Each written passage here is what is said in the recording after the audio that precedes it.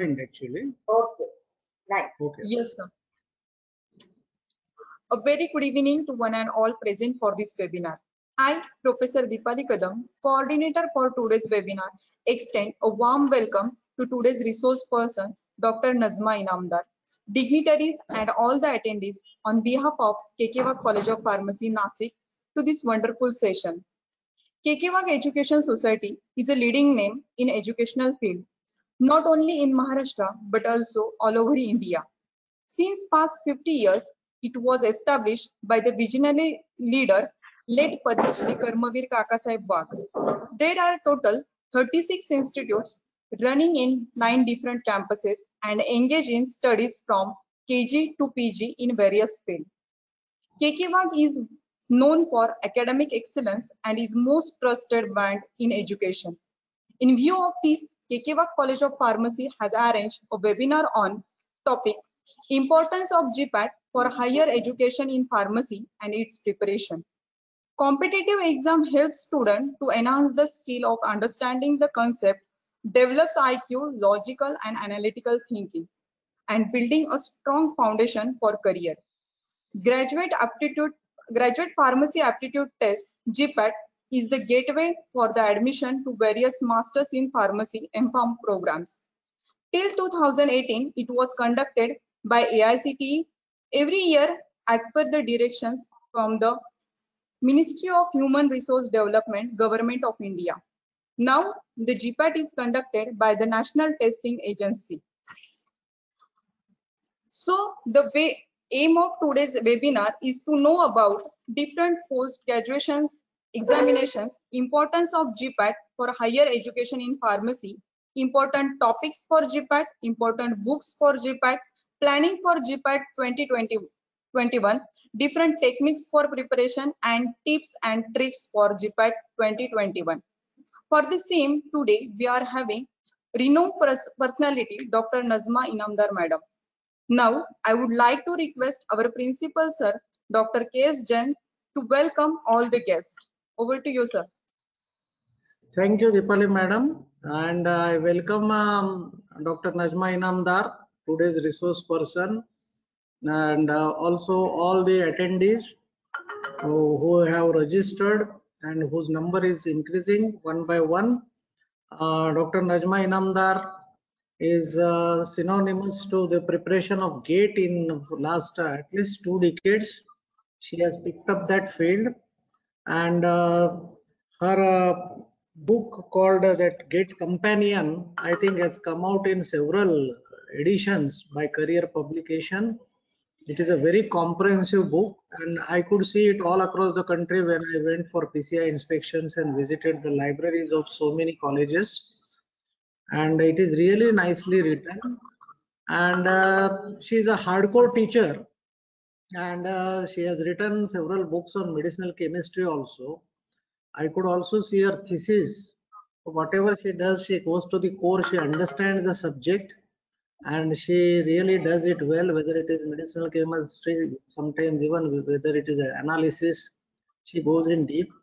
Though by training she has done her MPharm in analytical subject, but she is equally very much conversant with medicinal chemistry, even organic chemistry. My dear friends, basically GPAT is directly related to research. Research is a thing which is required for progress as well as sustenance. That means for survival also, you have to continuously progress. Unless and until you don't progress or you don't do research, whether it is your college, whether it is your pharma company, it will not progress further. And we have very good examples of Western countries who have been continuously researching and they have reached the top. And today many Indian companies have also followed the suit, and in the top 50 companies you can find 3 companies from India. But you have a very good example of China, which got its independence 2 years later than India in 1949. But China has done a lot due to research, and today the picture has changed. More number of patents are from China than even US or Japan, and they have developed a lot. And if you want to go for research, then you have to do MPharm. So coming to the main point, MPharm is all about research, and it is partly by theory and partly by research. And in order to get admission to MPharm, and that too through the royal way, you have to qualify an entrance exam, which earlier used to be called as GATE, but now it has been called, for pharmacy it is designed separately, and it is called as GPAT. And once you do your MPharm, your knowledge is little bit enriched, particularly become more research oriented, and then more avenues open for you, like PhD, and even certain programs like postdoctoral. You get more opportunities in industry, your lifestyle changes, your outlook towards the things change, you become more analytical in everything. And therefore I will suggest that everybody should not stop at up only degree level, but should go for PG level. While you give GPAT, you automatically start preparing, and simultaneously apart from GPAT, when you are appearing and when you are aspiring, you also can clear certain entrance exams by NIPER or BITS. BITS has got in Pilani, Goa, BITS Hyderabad, and these are all very standard this thing, BITS Ranchi, Mesra, or you can also clear the exams from Manipal. Even ICT has got its own this thing. So little bit here and there, this GPAT preparation helps you, and the questions in the GPAT are quite tough. Many a times when in government colleges, when interviews are taken and they are asked to give written exam, and I have been setting question papers from them, and I don't feel a little bit ashamed also to tell. I have referred Najma's book to pick up the 50 questions for colleges in Ahmedabad or colleges in Baroda. I have been paper setter for chemistry, and that much complete her book is. And writing a book means you need to have a lot of knowledge. So she has a lot of knowledge in that, and she has really drowned herself into the field. And therefore, today, whatever she will speak, it should be really taken very respectfully, because it will be full of wisdom. This particular session is very, very important for the final year students who may expect their GPAT exam somewhere in February, maybe in March, because of this COVID situation. And also third year students, they can also appear, because last year in our college also some people in third year they cleared GPAT. So this will be a very good uh, opportunity. You will get a direction. Still you have time how to study, how to prepare. And so without wasting much time, the topic is also uh, how to prepare for it. So without wasting much time, I think I will stop now, and I will request Dipali madam to continue the further program. Thank you. Thank you, sir. Now, I would like to recall my colleague, Professor Kajal Babiskar, to introduce our today's speaker, Dr. Nazma Inamdar Madam. Good evening, everyone. It's indeed a privilege to introduce today's distinguished speaker, Dr. Nazma Inamdar. Dr. Nazma Inamdar is a MPharm PhD. She has started teaching career in MVP Samaj College of Pharmacy, Nashik, after her post-graduation from LM College of Pharmacy. Currently, she is a professor at Government College of Pharmacy, Amravati. She has been teaching the subjects such as medicinal chemistry, organic chemistry, and analytical chemistry for about 23 years. Her area of research includes carbohydrate chemistry, especially the chemically modified carbohydrates for the applications in drug delivery. The review articles and research articles pertaining to her work have appeared in the peer-reviewed journals, which are highly appreciated and extensively cited. She has contributed chapters to reference books from international publication houses too. During her pharmacy teaching profession, she has authored many student-oriented books. Amongst them, GPAT A Companion and NIPER A Companion are ensconced as the top-ranked text for students appearing in competitive examinations of pharmacy. Her book, A Companion to Medicinal Chemistry and Solving Spectroscopic Problems, A Basic Approach, have been very enthusiastically accepted by the student community. Apart from these student-oriented books, she has contributed chapters to reference books from international publication houses. She also has authored a reference book, Comprehensive Chemistry and Biomedical Applications of Chitosan and Chemically Engineered Chitosans. She is engaged in the development of biomaterials, especially the chemically modified carbohydrates, and their application in drug delivery systems for confined targets. There is much more to say, but due to time constraints, without much ado, I would like to invite our speaker, Dr. Nazma Inamdar Madam, to start the session.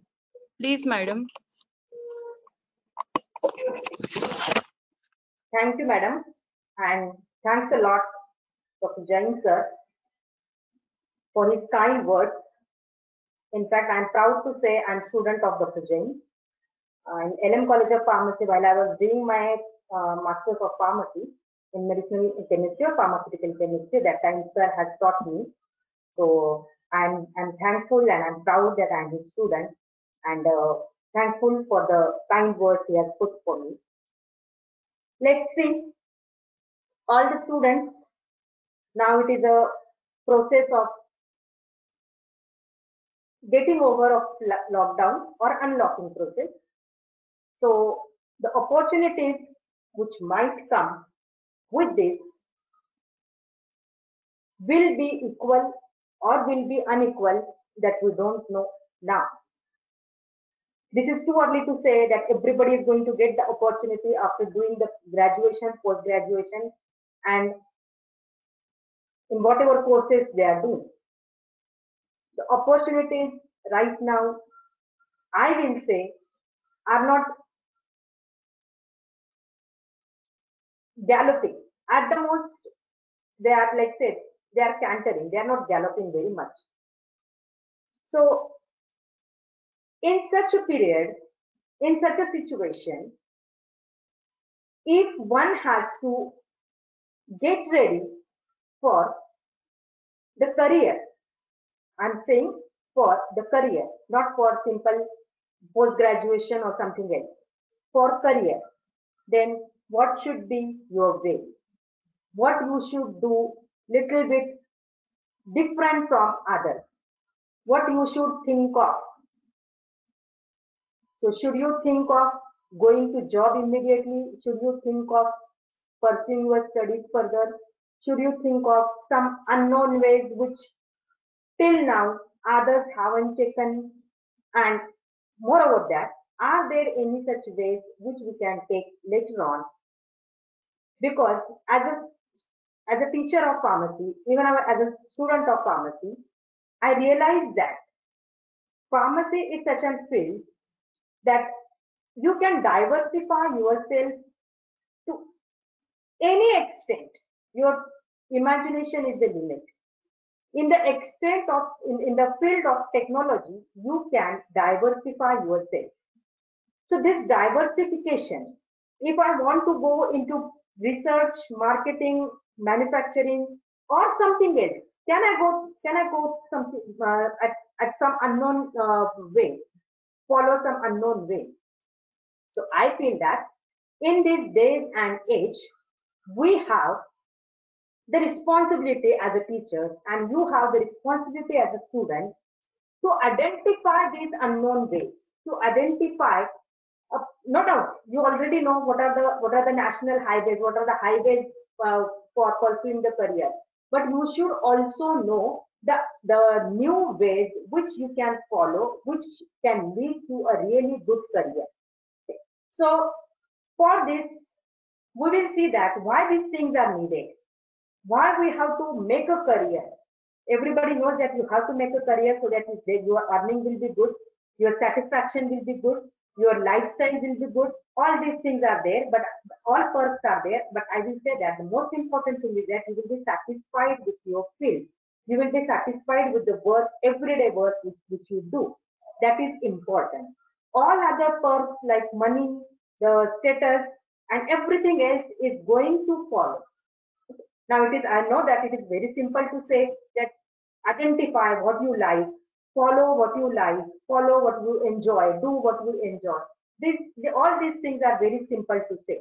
But when we have to identify that really what I like, really what I enjoy doing, so that is a difficult task. Okay, and that difficult task you have to do. You have plenty of time at your hand, and then you have to do a brainstorming, not the brainstorming of your parents, but brainstorming of yourself, that what I want to do in my life, what I enjoy, what I will like to invest my time in. It's not simply when you are doing some job, you are investing your time in that, and you are investing that time in it to get something in return. But what I will like to have in return, whether I will like to have money in return, satisfaction in return, status in returns, and all other things are there. So it is your duty to do such kind of brainstorming. So what really I want to do. So with this little bit of preamble, I will say that we will start with the actual discussion. Okay. So sir, can I share my screen? Yes, madam. Okay, okay, okay. Thank you.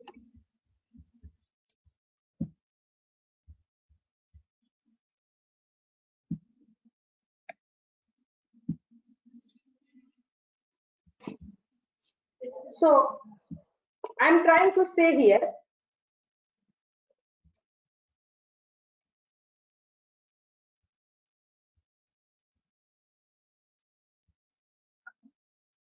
I'm trying to say here, if opportunity doesn't knock, build a door.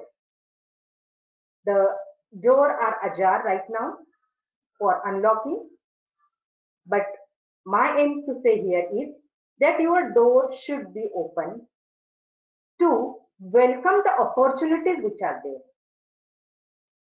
The proverb was knock at the door, but now I will say that opportunities are so few that there won't be any knocking at the door. What the opportunity will do is that opportunity will go up, shouting in an alley or road that I am the opportunity. If somebody wants to come, then open your door, come out, grab me. Opportunity is not going to knock your door. So simple building a door is also not sufficient. You have to keep that door open. You have to keep an eye on that door, that whether the opportunity is passing by from that door, whether I have to grab that opportunity. Is this the opportunity I'm interested in? So my mind has to be prepared whether this is the opportunity I was waiting for, and am I able to grab that opportunity? That means am I prepared to grab that opportunity? Okay. So here my suggestion to everyone, to every student, be it in from first year, like say right now you will be second year, from second year to final year, you have to keep in mind that opportunity is not going to knock at the door. You have to keep your door ajar. You have to keep your door open. Keep an eye on the opportunities which are passing by. So we have here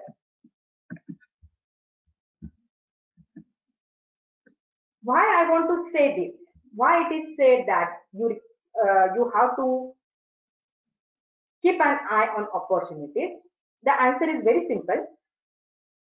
If you look at the number of colleges which are there in India for B pharmacy, around 1560, 1560. In Maharashtra, around 225, you may say. In and around Nasik, there are 18.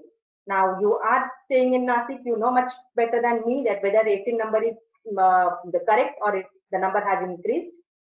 In and around Pune, there are 37, Nagpur 22, Mumbai 22, Nagpur 20, Aurangabad 16, and rest of the districts, they have around 1 colleges.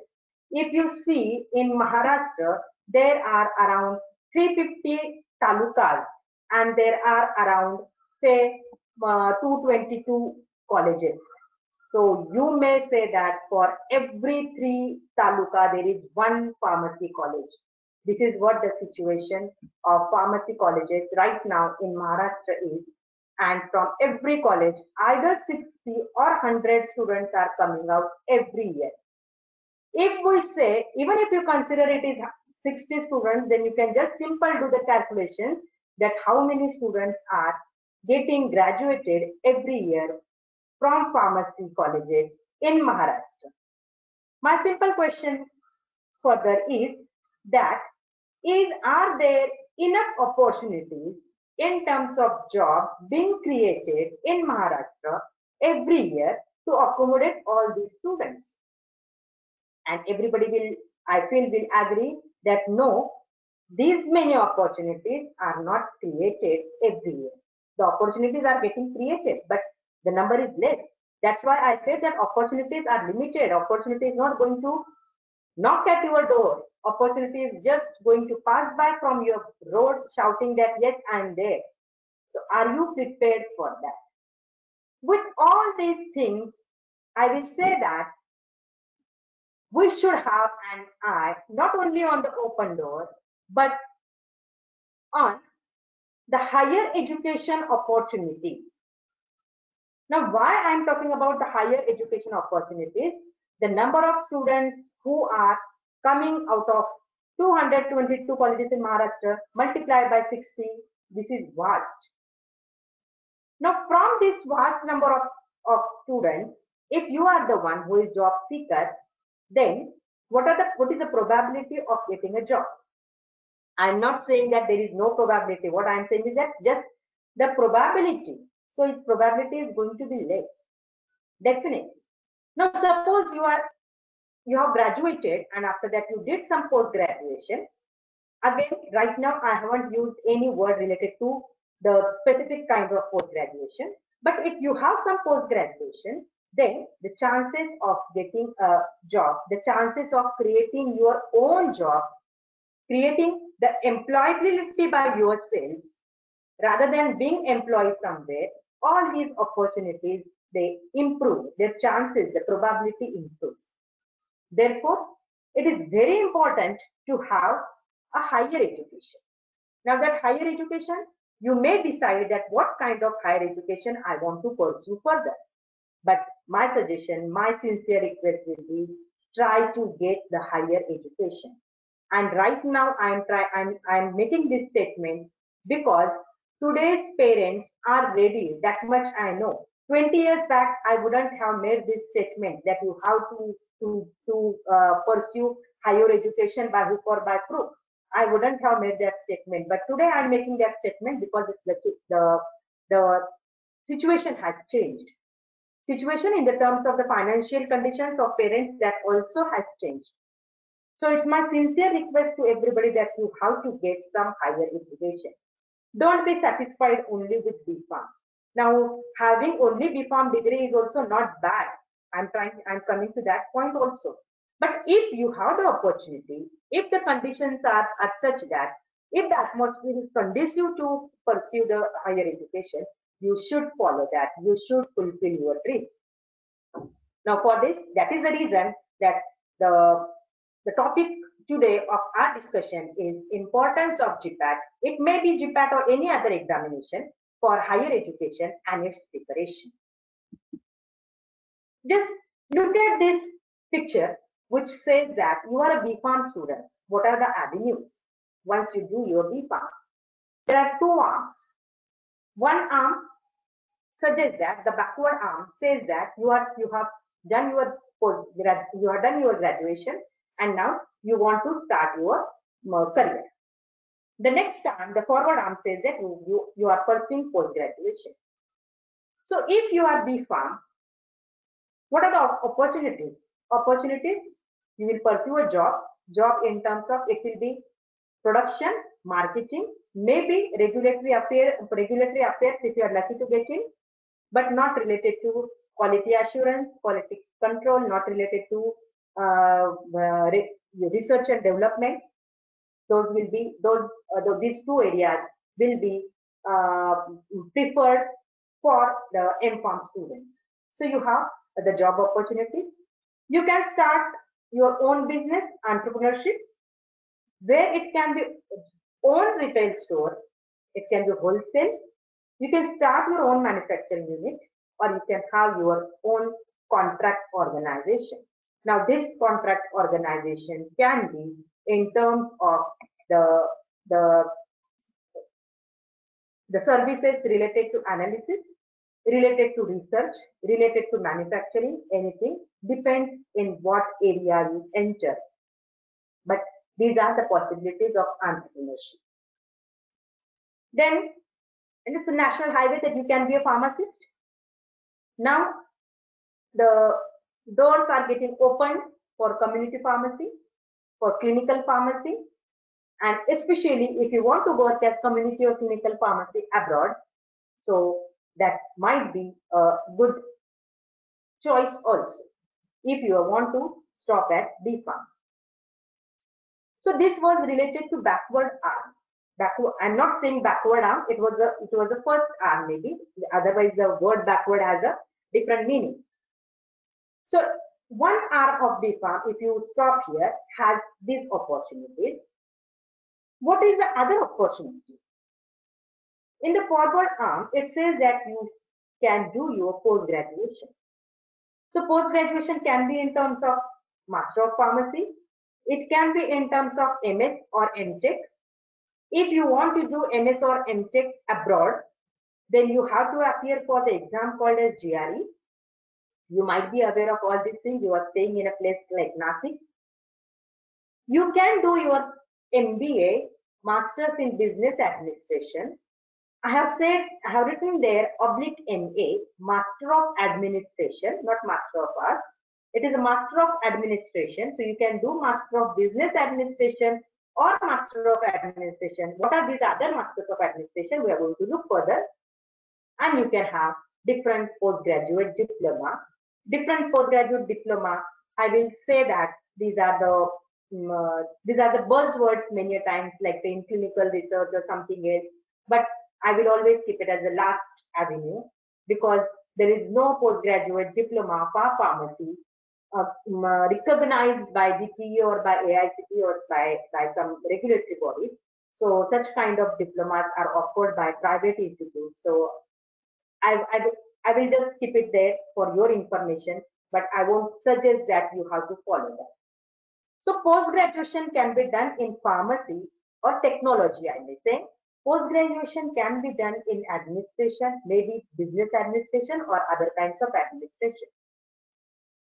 For all these things, to do post-graduation, you need to appear for entrance examination.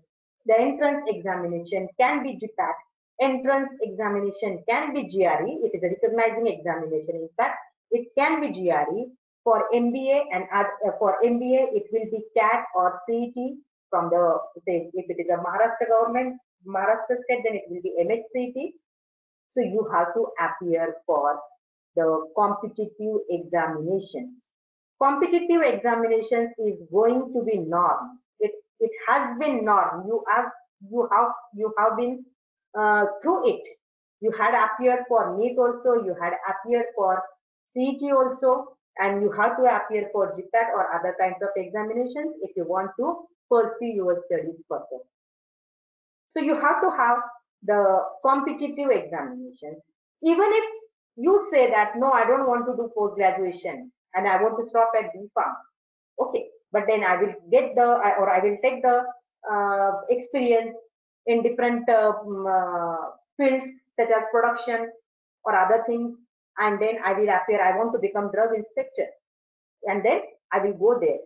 But again, try to understand, today so many aspirants are there for such a few posts of government that there are screening tests.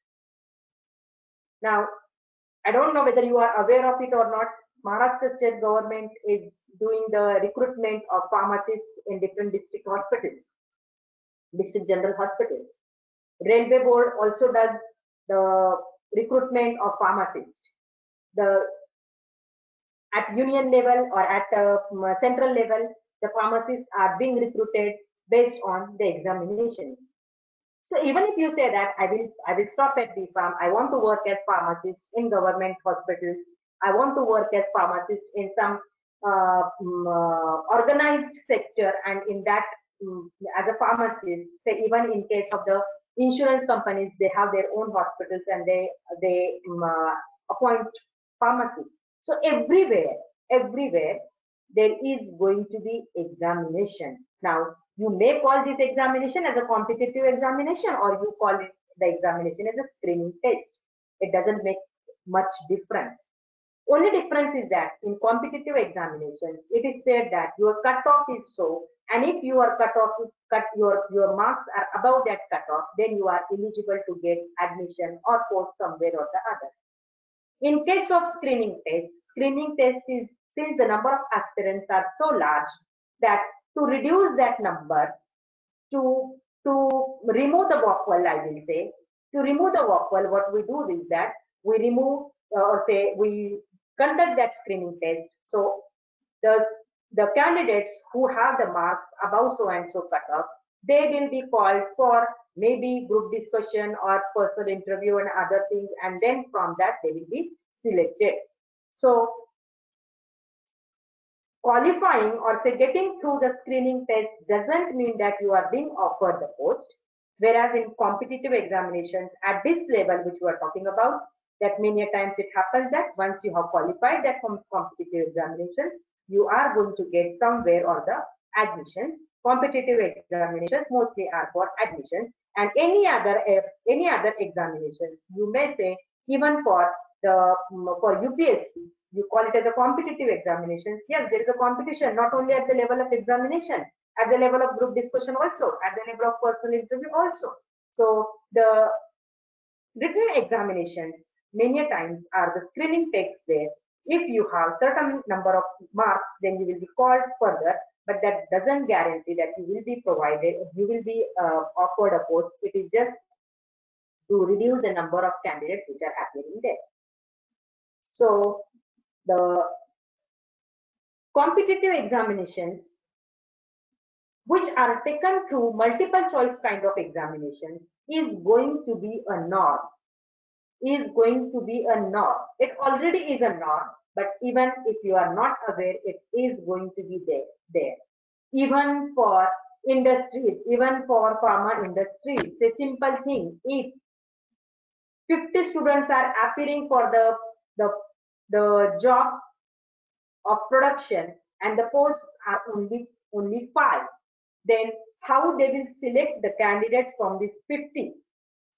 To even to take a simple viva of 50 students, you need more than a day. So to take an interview of these 50 candidates will need you at least 2 to 3 days. No one has that much time in industry. So what they will do is that they will frame a simple multiple choice question paper, will ask you to appear for it.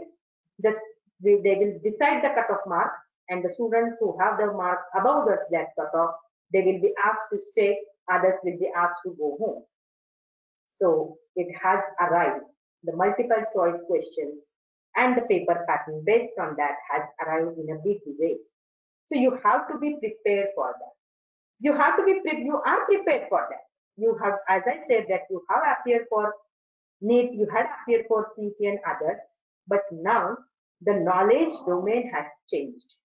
The knowledge domain is the 4-year technical subjects, 4-year information, 4-year knowledge we have gathered that is going to be at stake, that is going to be checked. So first thing is that, do you have that information and knowledge with you? And second thing is that, are you able to utilize that information? Are you able to apply that knowledge to solve the problem at hand, to solve the question at hand? So both the things are important, to have the knowledge and be able to use it to solve the question, to solve the problem. Because to solve the question is on paper pencil, but to solve the problem when you will be standing on the floor, that will be whether you are able to solve that problem at your hand. Maybe it is in research, maybe it is in production, maybe it is in analysis, and or say for that matter, marketing, how to deal with the customers. That can be the problem at hand, and are you able to solve it with the information and knowledge which we have gained in these 4 years. So this is going to be important. Now for that, we have a important examination that we call it as a graduate pharmacy aptitude test. So if you are a graduate of pharmacy, do you have the aptitude really to go further? Maybe in job, maybe in for further studies. That can be the simple way. Now some of the students might be vying to go abroad and do studies further, to do their masters there. To those students also, I will request that you appear for GPAT. It's not something that if you have qualified GPAT, that means somebody is coming and pulling you that you have to do MPharm here and there. It's not that. Even if you want to go abroad and you qualify GPAT, it will be one more addition in your CV that you are the student who qualified with so and so rank in GPAT. That means in all over India at that year, maybe 2021, in that year, you were among the first few students, among first 10, first 100, first 2000. So that is your ranking. So that ranking is going to say for yourself. And you can say while appearing for the visa that yes, I am the one who could get admission in for post-graduation here also, but I want to get experience abroad also. That's why I am trying. Otherwise, it's not that I'm like say simply dreaming to go to US or some other country and get settled there. No, I'm going there to upgrade myself in terms of gaining the knowledge as well as degree. So that might be the way. Some students, they say that we have the family responsibility, or right now I want to earn. So my simple question to those students will be, how much you are going to earn with the degree of BPharm? Even if you are getting a job, how much you are going to earn? I don't want to discourage anyone, but you can find out that what is the salary status for BPharm students, for BPharm candidates. And if you are doing post-graduation by, as I said, by royal way, by appearing for GPAT, getting entry into MPharm, in the subject of your choice, which can be pharmaceutics, pharmaceutical chemistry, ecology, QA, cognosy, pharmacy practice, regulatory affairs, medical devices, and maybe the list may increase in future. By the time, if it is 2021, so in 1 year, there might be some few branches added to that. So you have a choice. And if you qualify GPAT, you will be getting a stipend of 12,400 rupees. Compare it with the salary of after just at BPharm level and doing job somewhere. If it is at par, I will say that what will be the better option? To do job or to do post-graduation with royal way of appearing for GPAT, qualifying for it, getting admission, getting the stipend of 12,500 rupees from AICT, earning a degree also. So I will say that you may consider it as a earn and learn scheme. This I'm very honestly I'm suggesting all these things. Reason is in all these 23 years I have seen students coming after 2 to 3 years, maybe some students after 5 years, and asking that now I want to do post-graduation. What should I do? Now I want to prepare for GPAT. What should I do? And at that time, the situation is a little bit different. Why I am not suggesting you to appear for CAT immediately or to start preparing for CAT or for CET or for GRE? Why I am asking you to prepare for GPAT? The reason is simple. Whatever you are studying for whole of your 4 years, and currently I have 3rd year or final year, the syllabus is same for GPAT. So if you try to prepare for GPAT, you are strengthening your knowledge for your 3rd and final year also. It is not going to be there is no clash. If you are appearing for, or if you want to start preparing for GRE, it's not the work of a few days. It's a work of few years. It's a work of few months for some students. If your vocabulary, mental ability, essay writing capability, as well as the quantitative abilities are good. For the Maharashtra students, we have seen that vocabulary is a portion which becomes little bit tricky, and for that they need more time. If you are preparing for this, so I'm saying that it is not the work of few days. It can be work of few months, maybe a few years. And this is something apart from your regular pharmacy subjects. Same is the case for preparation of MBA, Masters in Business Administration. Same is the case. That means what is happening here is that you have to put some extra time, some extra efforts to prepare for this examination. If you are preparing for this examination today, if you are preparing for the examination after 1 year, the efforts needed are going to be same. But if you are preparing for GPAT today, and if you are preparing for GPAT after 1 year or 2 years or 3 years, the efforts are going to be, I will say, inverse. Today you will need too much or say very little efforts will be needed. After 2 years, the intensity of that efforts has to be more to get the same kind of score which you would have got today. That means it is much easier. It is very feasible. It is very logical to do GPAT or to prepare for GPAT examination, appear for that examination today. Right now in 2020, the GPAT score was valid for 3 years. So even if today you feel that no, I don't want to do post-graduation, the score is valid for 3 years. After 1 year of doing job or doing nothing probably, then you will realize that no, I have to do post-graduation. That score is valid.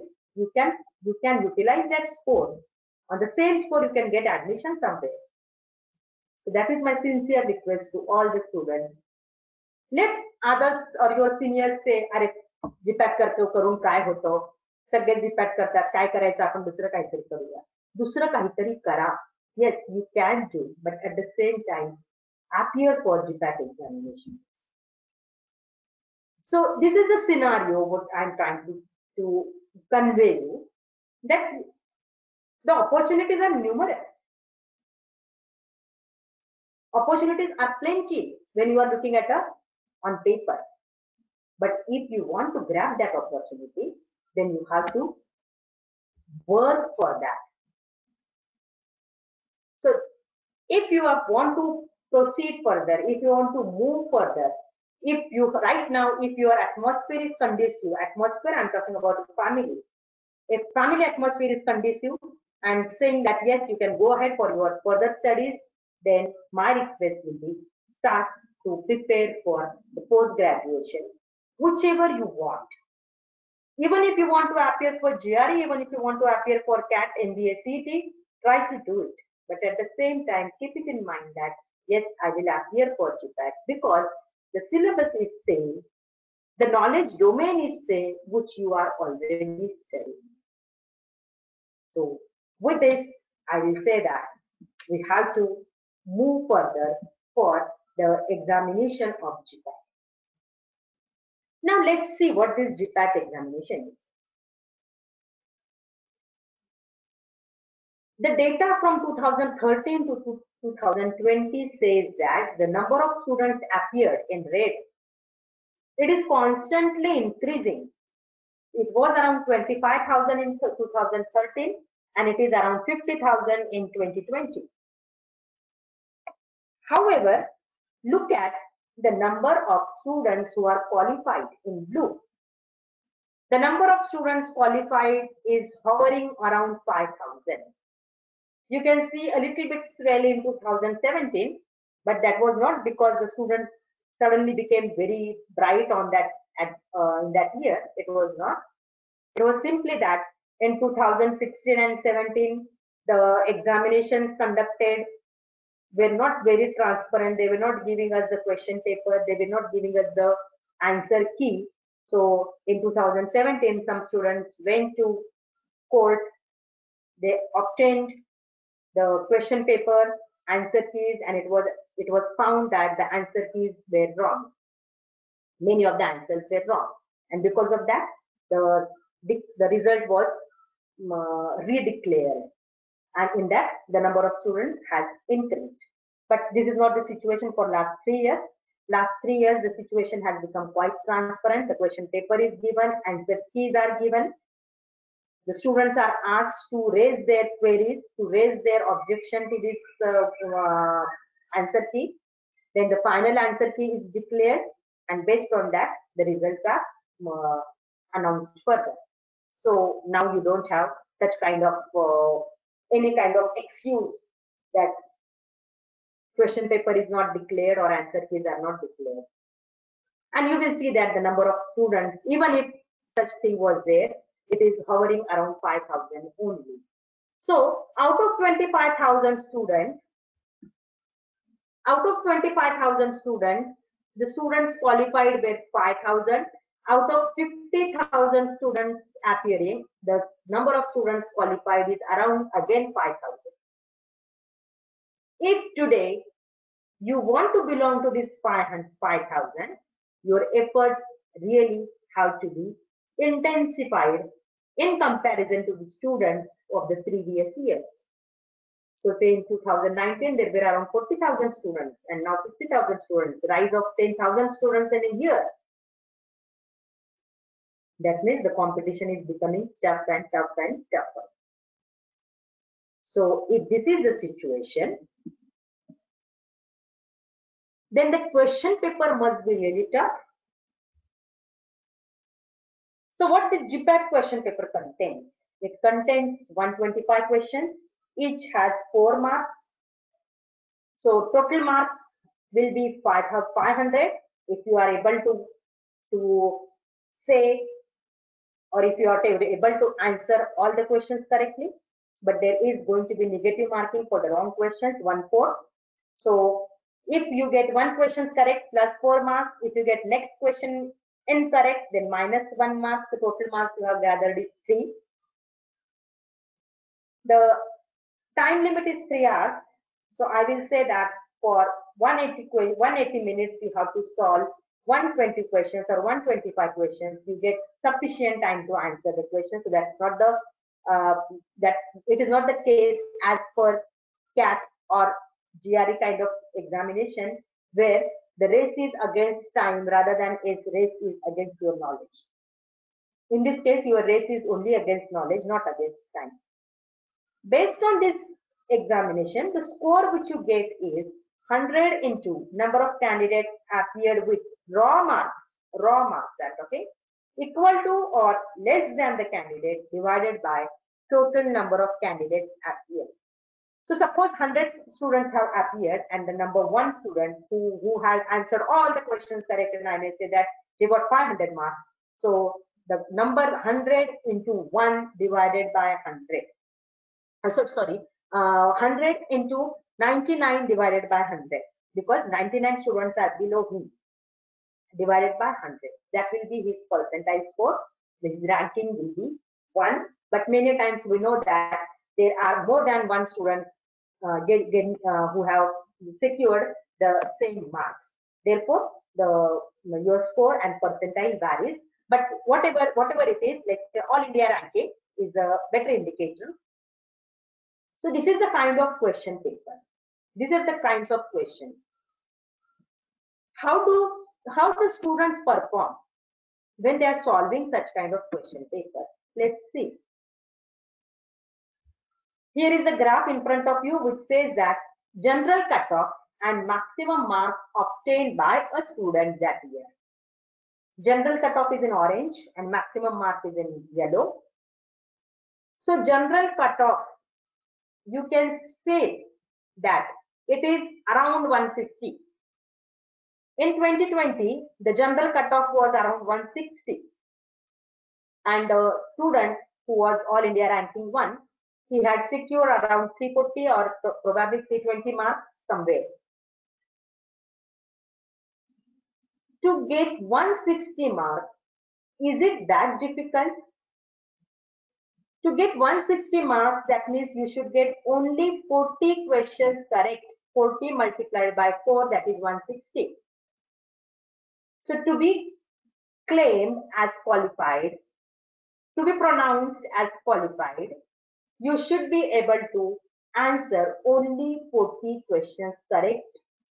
And that's it. You are going to get 12,400 rupees a month if you get entry into post-graduation. This money will not be given if you are just qualified and sitting home. No, you have to somewhere get admitted for the post-graduation. That year, the student who is standing first, All India ranking 1, he secured 340 marks. So to secure 340 marks, how many questions he had solved? I said that for qualification, you need only 40 answers, 40 questions correct. But you ask any student and they will say that, okay, we have answered 60 students, we have answered 80 students, we have answered 100 students, 100 questions. That means the students who couldn't qualify, these students answered the questions correctly in lesser number than the questions answered wrongly. On an average, if you ask the All India ranking first, okay, we have been doing for since last so many years, and the average number of questions solved by All India topper is around 110 and maximally 120, not 125. Out of that, you can say that more or less they are getting the marks around 340. That means they are also solving some questions wrong. That's why they are getting +4, but at the same time -1. And hence they score, if they had answered 120 questions, then if they should get the 120 into 4. So they should get 480 marks, but they are not getting 480 marks. They got 340 marks. So somewhere they did mistakes. This is the situation even for All India ranking 1. Now let's see what the other students are doing. Average day you will get qualification. As you have seen in the previous graph, the number of students qualified at around 4,000-5,000, not more than that. So the students who are qualified, their marks range from 160 to 340 somewhere, not more than that. And that too of 5,000 students. The students who had appeared are 50,000. So what about the rest of the students? You will say that, very sad to say, Richard Feynman has said that there is plenty at bottom. It is becoming true for pharmacy in a wrong way, that there are so many students who secure negative marking. If 5,000 students are qualified, and you will see that the students who secure marks in negative are more than 5,000. In 2020, the lowest negative score was -50. Okay, and it is hovering around same. Say from it has, I will say that from -25 it has come to -50. So you can imagine that the number of students are increasing, but the number of students who couldn't qualify the examination with positive marks is also increasing. So it's a little bit of situation to worry about. It's not directly pathetic, but yes, you have to worry about.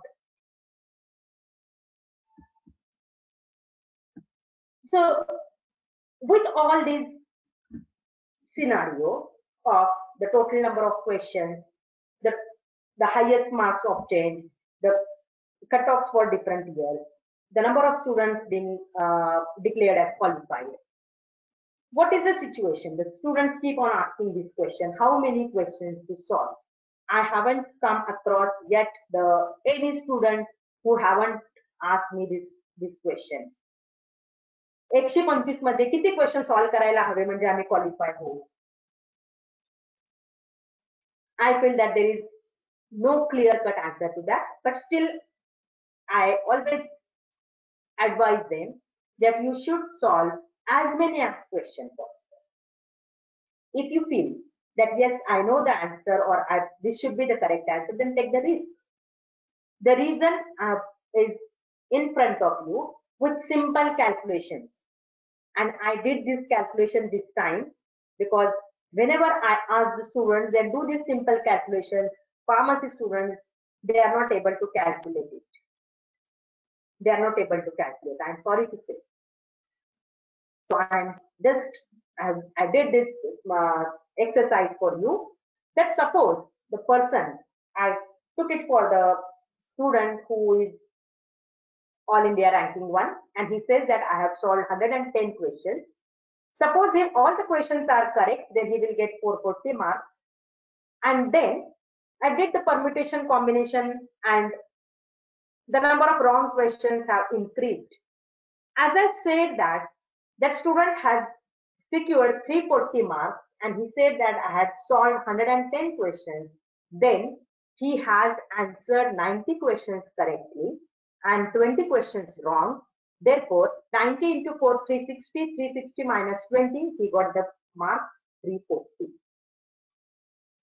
Suppose the same students would have answered only 90 questions. So the next table, only 90 questions. And he wanted to secure the same marks. Then the number of questions tolerated which can be wrong are only 4. So if 90 questions you have solved, 86 are correct and only 4 are wrong, then only your marks will be 340.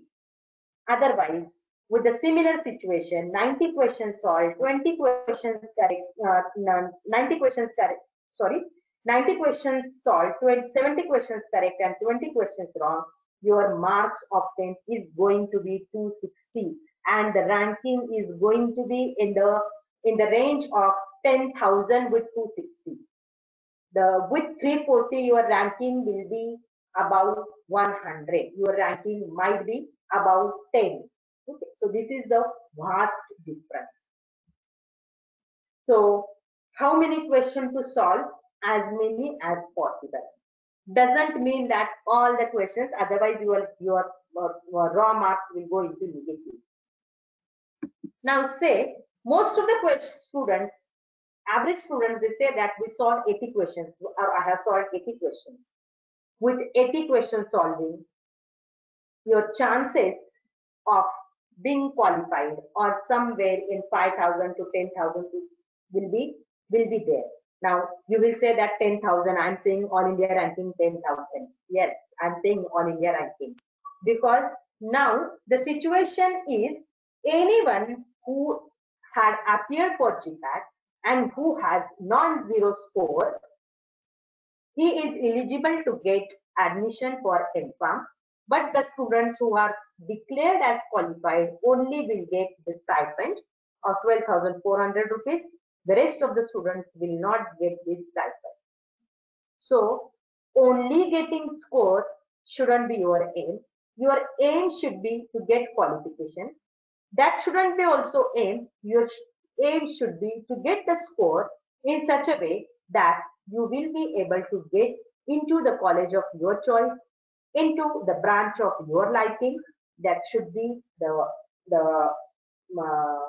your passion, that I want to do, or I want to do post-graduation from so and so college, from in such and such branch, and so on and on, or in such and such topic that might be possible.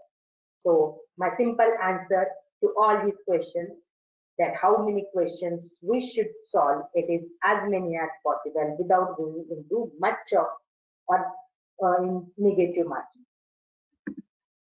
So what this examination contains? No doubt, the examination contains all subjects related to pharmacy.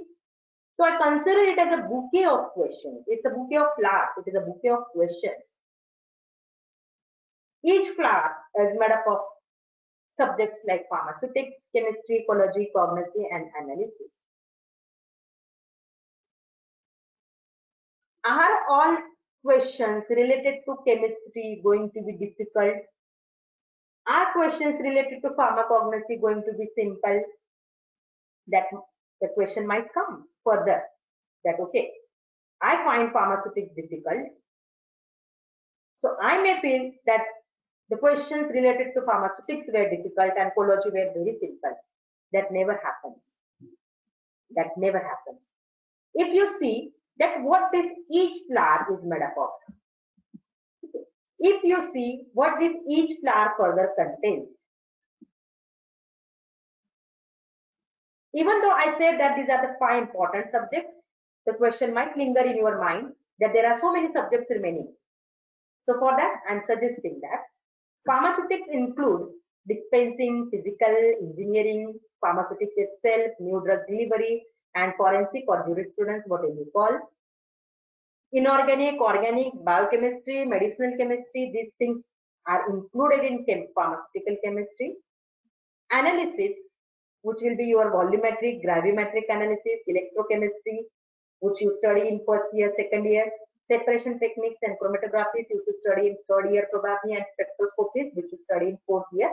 And now the topics have been mixed, but these are the important subtopics which are included in pharmaceutical analysis. Pharmacology and cognition, no need to talk about them as a subject, they are on their own. So 5 subjects, 125 questions. Each subject is going to get 25 questions in their kitty. So pharmaceutics will be 25 questions, chem 25, analysis 25, ecology, cognition 25 each. What about the difficulty? That was the point I was discussing. So if you consider that this each flower from this bouquet of 125 questions, you will have, so this circle is totally includes 25 questions. The innermost circle, I'm saying that it is easiest. 5 questions are easiest. Then 5 questions easier.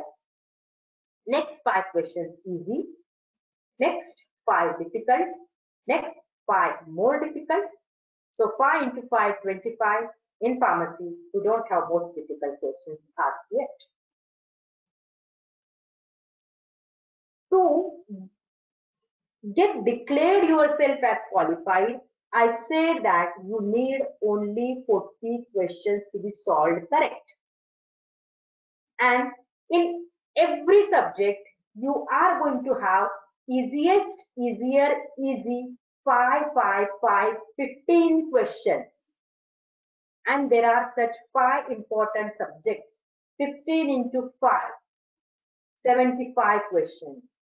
So even if you are able to solve these 3 level questions in the easy category, your score is going to be 75 into 4 and you will be declared as All India ranking 1. But then what happens? Where we go wrong?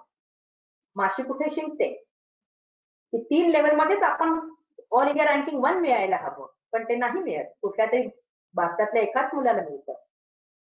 And many times that student is from Maharashtra. Previously it used to be from Nashik. So you have chance. You have the legacy. Think of it. That in 2021 you can be All India ranking 1. Reason is this. That in every subject there will be 25 questions. These 25 questions will be can be differentiated into 5 are easiest, 5 easier, 5 easy, difficult 5 and more difficult 5. So even if I am able to conquer first 3 levels, I will be getting a very, very respectable score. So respectable that I will belong to first 100 students from GPAT. So such kind of examinations. Why I'm asking you or I'm giving you all this history behind it. Reason is we are not simply talking about the entrance examination GPAT. As I said that the multiple choice question has arrived and they are going to stay. If you qualify GPAT, you have to appear for NIPER JEE. If you want to get admitted into NIPER, the institutes of national importance, very good infrastructure, and you can get the feedback from your seniors or from others in and around Nasik, that what is life at NIPER and what is life after NIPER also. If you are qualified GPAT, then you will be eligible to get admission into Institute of Chemical Technology, Mumbai. One more very prestigious institute. Many a times ICT conducts their own examinations also even after GPAT. There are other examinations for entry into ICT that today we call it as a GAT-B. We are coming to that. But say for MPharm, you can have the examinations for Manipal. You can have examinations for BITS, higher degrees, as sir has said, BITS Pilani, BITS Ranchi, BITS Hyderabad, BITS Goa. So to get entry there, you can have, or you have to appear for examination of BITS. Sometimes they consider score for GPAT. Many times they conduct their own examinations. Apart from that, you can appear for GATE also. There are many students who appear for GATE by taking life sciences or chemistry as a subject, and you can enter into regional research laboratories, you can enter into IITs where the research goes on related to material science, related to bioinformatics, related to the drug delivery system. So this is one more opportunity, one more way where the studies which you have done for GPAT is going to be of value, will be the one which will see through all these examinations. Now, apart from these examinations, there are the Gujarat Forensic Science University, which gives degrees related to MSc, MPharm in variety of technologies, including forensic science, toxicology, and our regular subjects such as pharmaceutical analysis and others. The number of seats you can see are sometimes are more, sometimes are less.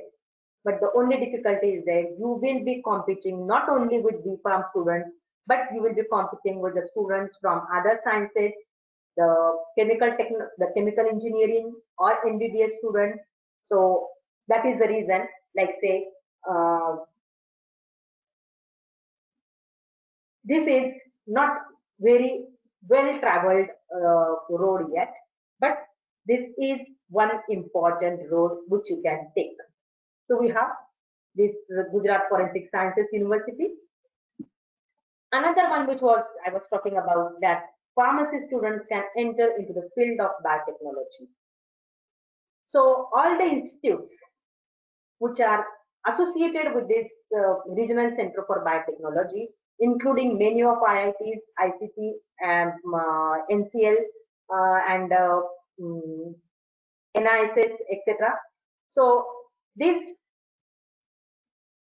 institutes take the students in biotechnology field of, let's say, plain biotechnology or applied biotechnology, advanced biotechnology, marine biotechnology, food biotechnology, and related biotechnological branches.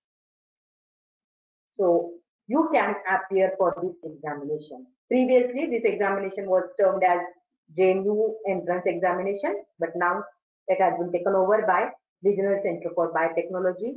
So this is one more good avenue, because many a times students say that we wanted to do MBBS, but we didn't get admission there, therefore we had entered into pharmacy. If you really have such a talent, then you have one more opportunity. Since you have entered into pharmacy and you can take help of that, you can grab that opportunity. The opportunities, I mean, I'm saying that the opportunities are shouting on the road. You just have to listen to it and keep your door open, keep an eye on that and grab it. Another one, it's by Baba Atomic Research Center, which provides the post-graduation course in hospital radiopharmacy. Again, the thing is same, that you are happy, you are competing with BSc students. Here, the only advantage is, let's say, the age limit is higher, so you can appear even you have missed the chance, even if you have missed the boat due to some reasons. So this is one more post-graduation course which you can think of. Many a times it happens that such kind of, like say, BRC, etc., their admissions may not may not be as regular as the admissions of colleges. But keep an eye, go on visit these websites and see what are the eligibility criteria, what are the number of seats, what are the subjects which you can take, what are the kinds of question papers appear, because now, because of transparency, all the question papers of previous years are also available on their individual website. So you can go and visit this website, find it out. Okay, the opportunities are knocking in terms of the links available to you on websites. Now it is your duty to go and open that link and see what are the contents inside. No one can say today that I didn't know that, nobody told us, आम्हाला कोणी सांगितलंच नाही, आम्हाला माहीतच नव्हतं हे आता तुम्ही excuse वापरू शकत नाही. माहित नव्हतं नाही, तुम्ही माहित करून घेतलं नाही. So it is now say it is your responsibility to go and find the opportunities. Another opportunity is important one. A few of my students have taken admission here. Now it is too early to say what are the future prospects. But say in Tata Institute of Social Sciences, as I said, MBA and MA, Masters in Administration, that can be in Health Administration, Hospital Administration, Health Policy, Economics and Finance, Social Epidemiology. Now you may, in this Corona situation, you may have realized the importance of all these branches. Okay. And you can appear, since you are a 4-year degree course of pharmacy, students can appear for that. The admissions is again on the similar fashion. The written examination of multiple choice question, maybe sometimes group discussion as well as the personal interview. But the situation is you are competing with other graduates also. Another one, if you really are interested in research, no doubt if you are doing the MPharm from any other college, you are going to get introduced into for research. If you are getting into ICT or NIPER, there also you are going to get acquainted with the research. The important difference in research is made by the infrastructure available there, is made by the instruments and the techniques which you are getting exposed to. That is the crux. So if you really are interested in biology, in chemistry, you have one more opportunity of Tata Institute of Fundamental Research. You can see that there is a possibility of integrated pharm PhD, even if you are BPharm. Direct PhD, even if you are BPharm in biology, and MSc in wildlife biology, conservation, so on and so on. So very good the infrastructure is, the difficult is the entrance exam going to be. The questions and the knowledge needed will be related to your pharmacy, related to for the preparation which you have done for GPAT. So all these things I will summarize in a few sentences is that the sky is the limit. Pharmacy is such a beautiful branch of an applied science that you can enter into any field which you want. No other branch provides you such a vast opportunities. Maybe related to research and development, quality assurance, marketing, entrepreneurship, or any other thing. Decide, brainstorm, think for yourself what you want to do further. So with all this, I will say that I have to climb the steps. I have to climb the steps from easiest to easier to easy, etc. And this is the reason why the question paper is framed in such a way that out of 125 questions, 25 is the easiest, 25 easier, and so on and so on. Suppose the question paper is very simple, very easy. What will happen? If 100 students have appeared for that examination, then all 100 have stepped onto the second step, then to third, then to fourth, and so on. But the number of students who have started at step 1, the same number of students is there at step number 100 also. There is no competition, there is no screening. If I have questions in such a category, then what will happen? Maybe easy questions will be answered by one question, all students they will come up. But easier will be solved by a fewer students. As you go further and further and further, number of students solving the questions correctly will go on decreasing. And now my job is done. I have ranked the students, or I may have screened the students. Hence, you always get any kind of competitive examination or screening examination. The pattern is going to be same, that a few questions will be such that those will be very difficult, few will be very simple, and the average will be in between. Now, how I should prepare for such kind of examination?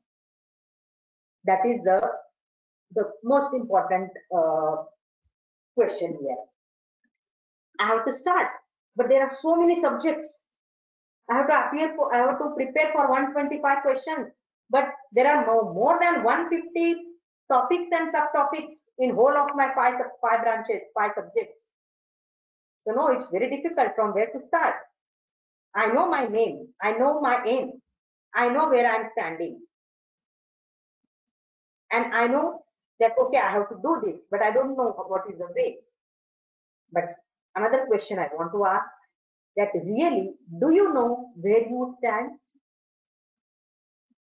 And I feel that, okay, in terms of solving multiple choice kind of questions, having that kind of knowledge base, am I prepared? On what platform I stand? Is my platform equivalent to step 1 or equivalent to step 2? I have to check that first, that where I'm standing. And then I will decide that how to take the path. Okay. So for any subject, I will say that the first 3 areas, easiest, easier, easy. These 15 questions, this area is must to know area. Any student who is in 3rd year or 4th year BPharm, he should know these things. What is the number? What is the average number of RBCs in blood? Everybody should know it. Okay. So if the question appears based on that, and if you are answering that question, then you are not doing something right. Any student who is of BPharm doing or completing, he knows it because that is must to know area. Okay. What the lactose is used for? It is excipient. Yes, everybody knows it. So you answered it correctly. Don't pat your back. Everybody is going to answer that correctly. So you have must to know area, you have nice to know area, and you have desirable to know area. So for every topic, for every subject, this is going to be the crux, the path that what I want to say. I should know all the things which are supposed to be known by the B.Pharm students, and that is must to know. I should know a little bit more than that, so it should be nice to know. And I should know what is, like say, what is desirable.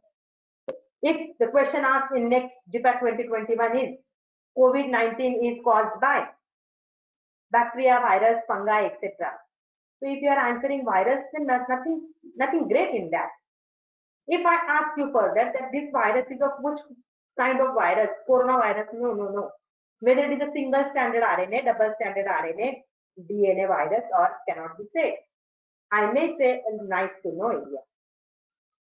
I will ask that, let's say, the coronavirus or SARS-CoV-2 virus is pathogenic to human beings because it binds to so and so receptor on human cells. Desirable to know. Now, somebody will say that, okay, it was not in the syllabus. Yes, it was not, and nobody said that we will not ask anything up beyond syllabus. This is not university examination. It can be asked. So, just taking an example of the current situation, that what do you mean by must to know? What do you mean by nice to know? What do you mean by desirable to know? I may ask you the question: AstraZeneca vaccine. It is based on which principle? Antigenic protein, single stranded, it is a RNA vaccine, it is a DNA vaccine, it is a subunit vaccine. Desirable to know. So this is the case that any subject, split it to a topic, split it to subtopic, and in that find that what is must to know area, what is nice to know area, what is desirable to know. I'm not asking you to that, okay, write down first must to know and then write all the things, and nice to know, then write all the things. No. You yourself will understand it. Yeah, these things I know. But do I know that lactose can cause discoloration with certain kinds of API? Yes, nice to know. And now this information has become so important that some students, some other examiner will consider that no, this is must to know that lactose cannot be used for the active pharmaceutical ingredients which contains something and something. That point we're coming further. So this is the way you have to start for any subject, any topic, any subtopic.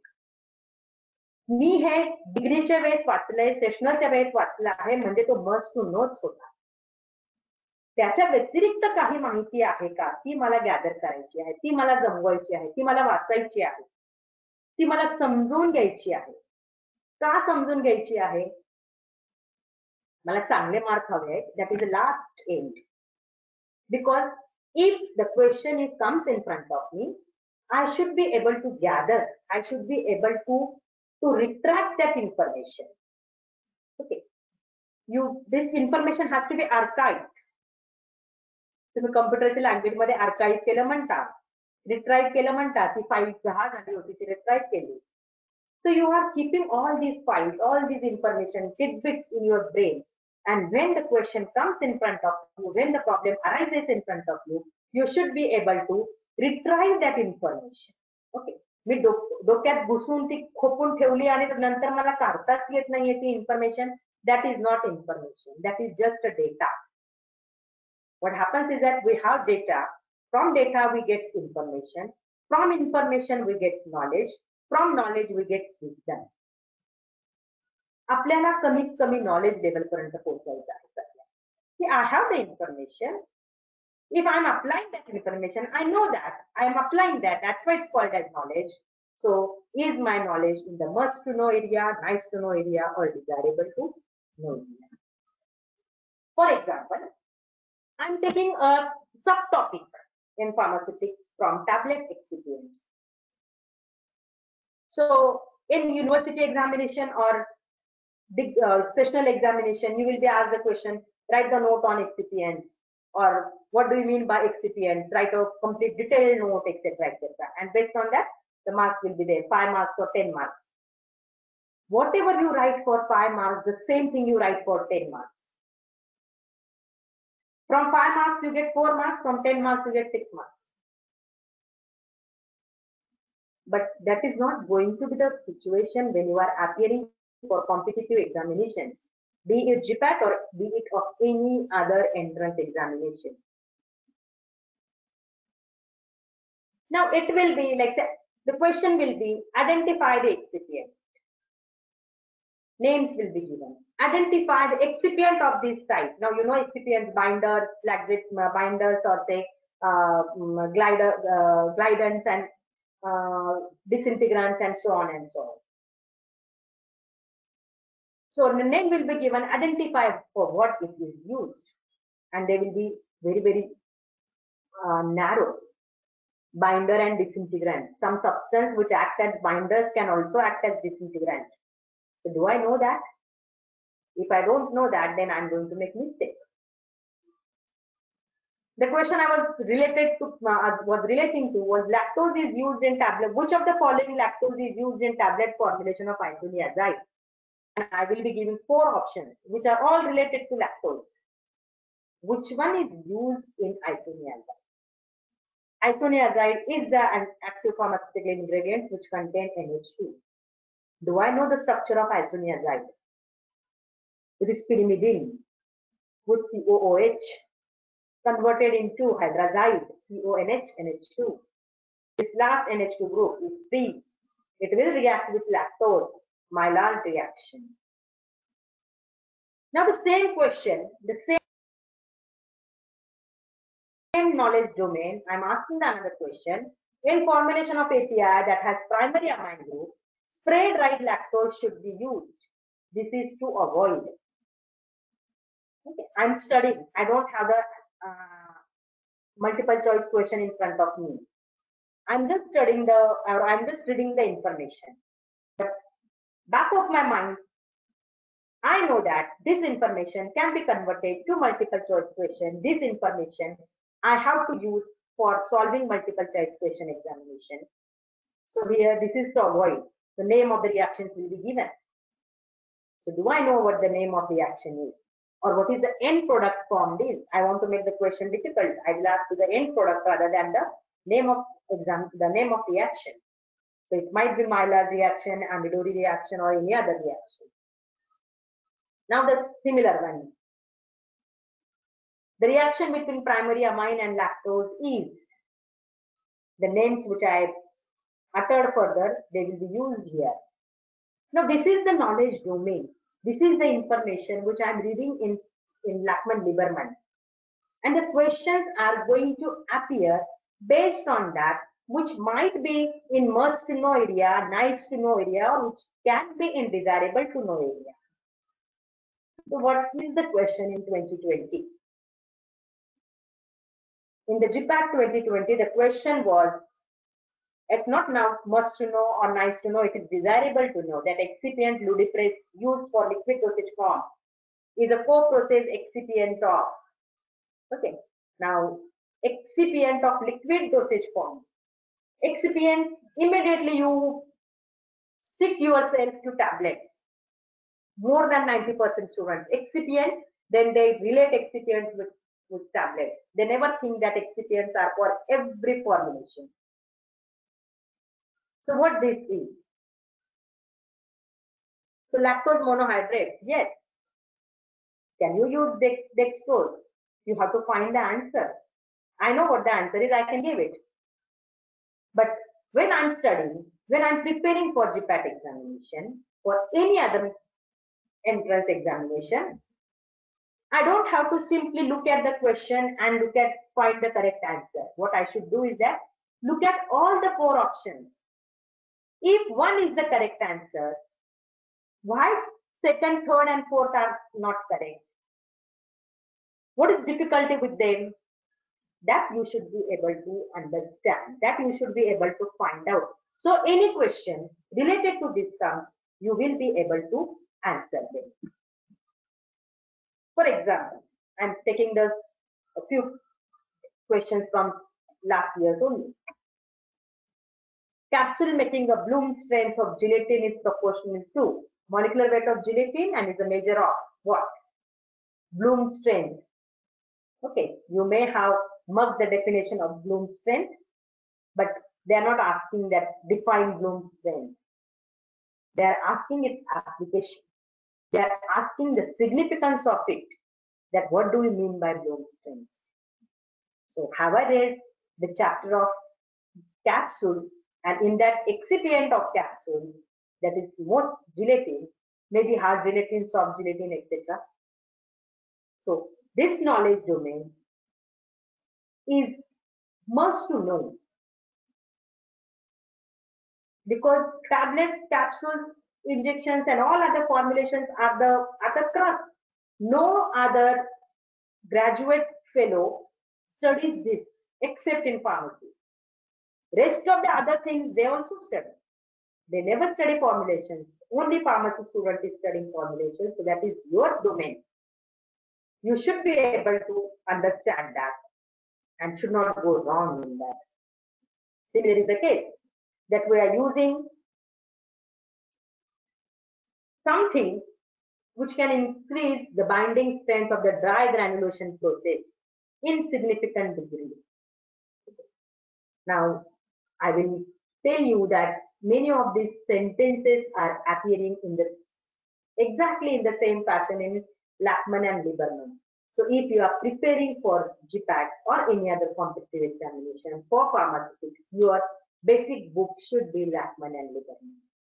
For physical pharmacy, your basic book should be Martin, because Martin physical pharmacy, the sentences, the small problems. Okay, the heat of the delta H is so and so, the heat of evaporation is so and so, something, and then what is the molecular weight of that polymer?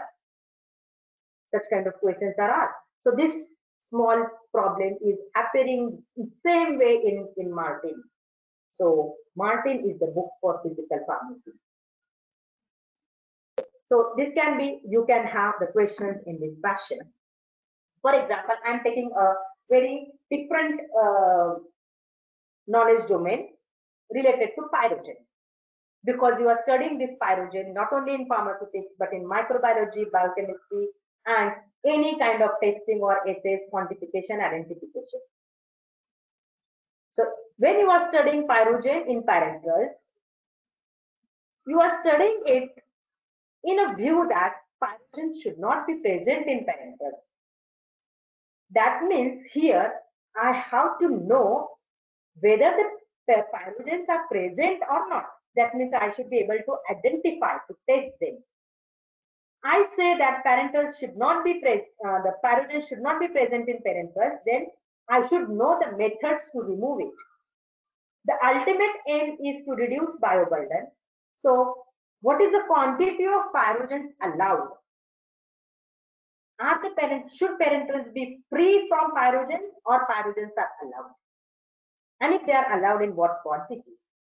So I should have the testing for the identification. I should have the testing for quantification also. So I have the pyrogen testing in vivo, or in biological systems it is rabbit pyrogen test. Then I have LAL test, limit of bacterial endotoxin test, etc. Now LAL test. Yes, everybody LAL, everybody, yes, we know what is LAL test. But that is not a simple way. The knowledge domain, same knowledge domain, can be tested in different ways. It can be very simple question, it can be very difficult question also. Simple question can be, what is the in vitro test for pyrogen in parenterals? Options are, okay, rabbit test, LAL test, and something and something. So immediately, rabbit is in vivo, LAL test is in vitro. Very simple, must to know area. But I will say that recently the 21 CFR and or USP something, they have approved the pyrogen testing in parenterals with use of all the following except. Now, knowledge domain is same, pyrogen testing of parenterals, but the question has gone into the, I will say, that difficult or more difficult area. Am I prepared for that? Just saying live test, yes, I know. That won't be the answer. Do I know the intricacies of that? Do I know what are the advances in that? That might be the question. My aim is not only to get qualification in GPAT. My aim is to get a score which will make me eligible, make me the one who will decide, not the person who is sitting at the desk. की तुला हा subject नाही मिळणार, हे college नाही मिळणार. I'm the one who is going to decide that in which college I want, in which subject I want. So if I want such kind of score, then my study has to be in depth. Next question comes that should the study be of such depth for each and every subject and each and every topic and subtopic? My answer will be no. For that, what you have to do is that look at the previous year's question papers. Look at what kinds of questions are asked. Look at what knowledge domain is frequently asked. I will say that yes, there is going to be question on penicillin, no doubt. It's such an important drug in practice. There is going to be question related to viscosity, micromeritics, thermodynamics, the basics of pharmaceutics. So there has to be question on that. So that means some topics are there that which needs more attention, the intricate attention. So that I should do. Okay. Say for example, the same thing. I'm talking about pyrogen only, but I'm studying in microbiology now. So in microbiology, pyrogens are the products of, or the degradation products of microorganisms. Which microorganisms? Gram negative, gram positive. They are of gram negative. Okay. Now say, what is the difference between gram positive and gram negative? Do I know the examples of gram negative organisms? Do I know the examples of gram positive organisms? If gram negative organisms are giving their products as endotoxins, then what the gram positive organisms are giving? Say, these things you have studied. What I am saying here is that the question should arise from your mind. मला microbiology वाचायचं आहे, मला ग्राम negative ग्राम positive organisms वाचायचे आहे. म्हणजे काय आतापर्यंत फक्त ते डिफरन्सेस वाचलेत, इकडे हे आहे तिकडे ते आहे, असं हे डिफरन्सेस 2 कॉलम मध्ये लिहायचे. Okay, gone are the days of 12th standard. Now you are getting graduated. मी जो अभ्यास केला, मी जी इन्फॉर्मेशन मिळवली, ती इन्फॉर्मेशनचं सिग्निफिकन्स काय? Where I'm going to use this information, how this information is going to change the further events, that is important. And if I do study in this fashion, की मी हे वाचतो आहे, मी हा पॅराग्राफ वाचतो आहे, मी हा टॉपिक वाचतो आहे, कशासाठी वाचतो आहे? Yes, to gain information. कशासाठी? मार्क्स मिळवण्यासाठी. That shouldn't be your aim. I will say that I'm trying to gather the information, I'm trying to get the knowledge related to so and so topic. That is the reason at the beginning of most of the good books you have at the start of that chapter what you are going to study in. That means pay attention to those points first. You see it in Remington, you see it in physical pharmacy, Martin, you see it in Wilson Diswold, you see it in even in Poe. So what which kind of knowledge I'm going to get? So pay attention there. So this can be the knowledge domain and how to proceed further for that. The question based on this knowledge domain, that you have to remove bacteria, viruses, pathogens, etc., etc. What should be what is the method employed? Another one, pathogen present in containers can be destroyed. The same question was asked for I think in 2018 also, and this was in 2020. The exact question was not that, but the domain is same. That is the destruction of pathogen. The acidic polymers of ribitol glycerol phosphate present in gram-positive microorganisms are known as. So, what these are known as? Okay, so at least if you haven't studied in this fashion, but you know that you, while differentiating gram-positive, gram-negative, that yes, it is peptidoglycan content is more in gram-positive and less in gram-negative. So I may say that it is a peptidoglycan. Picoic acid is present in gram-negative. Lysozymes are the kind of exopeptidases. Okay, they can be present in any organism, positive or negative also. So you have, this is the kind of questions I'm saying that based on the knowledge domain of pyrogen can be asked. Okay, say for example, lipopolysaccharide lipid A. Some of the microorganisms, for example, Staph aureus, is harmful to heart. Which part of that microorganism is harmful to heart? Okay, that can be the question. And you know that cardiolipin or lipid A, that is the one which is harmful. Okay. So you can have the knowledge domain in each and every subject. If I'm allowed, can I take for a few minutes, sir? Yes?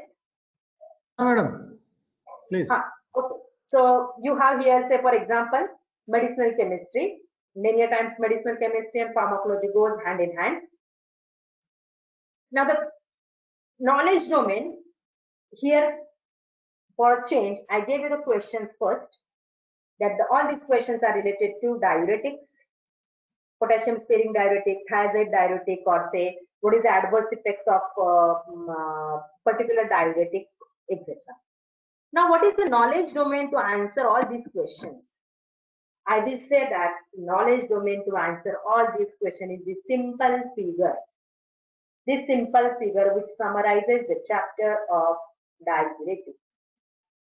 So everybody knows how the urine is formed, etc., etc. Everything which is filtered comes into the lumen. From that, it comes to proximal convoluted tubule, and then the straight part of proximal convoluted tubule, loop of Henle, the ascending part of loop of Henle, the distal convoluted tubule, and lastly the collecting ducts. How urine is getting concentrated? It is getting concentrated with the help of carbonic anhydrase, which produces H+. This H+ is exchanged in lieu of Na+. As Na+ enters, Cl- enters, water enters, and the in blood and urine volume is decreased. Further, you have, say, on this part, H+ created by carbonic anhydrase. So we can use carbonic anhydrase inhibitors, acetazolamide and all other zolamides, as well as chlorphenamide, chloraminophenamide, diaminophenamide and chloraminophenamide. Then you have here the mannitol, the osmotic diuretics. Osmotic diuretics acts on whole of the nephron, but the important effect is on the straight part of proximal convoluted tubule. Loop of Henle, site 3, site 2, where we have the action of loop diuretics, ethylene acid, furosemide and others. The thiazide and thiazide diuretics acting on site 3, which is related to the Na+, K+ co-transporter. Loop diuretics or loop site is related to Na+, K+, 2Cl- co-transporter. So simply you can, for the short of time, I'm suggesting here that what we have here, we have 4 sites of action. First one is proximal convoluted tubule, second one loop of Henle, third one the distal convoluted tubule, fourth one thiazide, fourth one collecting ducts. The number 1 site, carbonic anhydrase inhibitors. Number 2 sites, loop diuretics, mode of action Na+, K+, 2Cl- co-transport inhibitor. Number 3, thiazide and thiazide-like site, Na+, Cl- co-transporter. फरक लक्षात घ्या, whenever you are studying medicinal chemistry, you have to utter the names of words loudly. जोरात बोला. ड्रग्सची नावं जोरात बोला. Mode of action J targets म्हणतो आहेत ते जोरात बोला. Your voice should be heard by you yourself. Then only you understand. Otherwise, propranolol आणि propanol याच्यामधला फरक सांगता येत नाही आणि कळतही नाही. वायवामध्ये विचारला तर असं बोबडे असल्यासारखे काहीतरी प्रोप्या असं करतात. So that is my request, that say the name of drug loudly, the target of the drug loudly. So you have Na plus, we are talking about site 3, distal convoluted tubule, thiazide-like diuretic, Na plus Cl minus co-transporter. Then you have potassium sparing diuretics, which are aldosterone antagonists, which are sodium channel pluggers related to amiloride and other molecules.